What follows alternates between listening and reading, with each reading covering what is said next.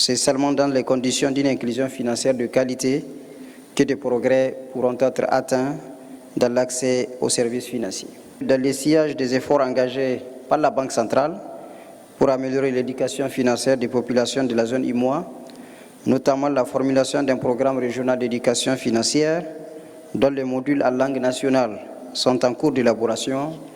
le Niger a entrepris également d'élaborer un programme national d'éducation financière aligné sur les mêmes objectifs que celui de la Banque centrale. La mise en œuvre de ces deux cadres stratégiques d'éducation financière caractérisés par l'intégration des modules d'éducation financière dans les programmes scolaires, universitaires ainsi qu'au niveau de l'alphabétisation permettra d'améliorer à terme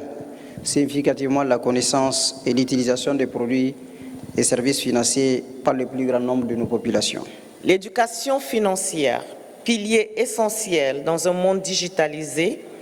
peut autonomiser les individus, les familles et les communautés nigériennes. Les technologies financières, telles que les services bancaires mobiles et les solutions de paiement numérique, peuvent offrir des opportunités sans précédent pour atteindre les populations non bancarisées et les zones rurales. Le Niger peut se féliciter des efforts importants qu'elle entreprend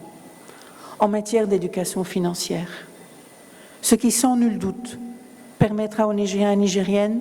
en particulier dans les régions plus reculées, de prendre des décisions éclairées sur leur situation financière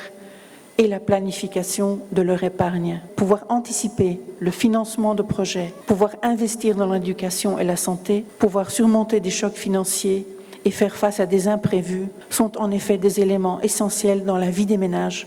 leur permettant d'améliorer leur niveau de vie.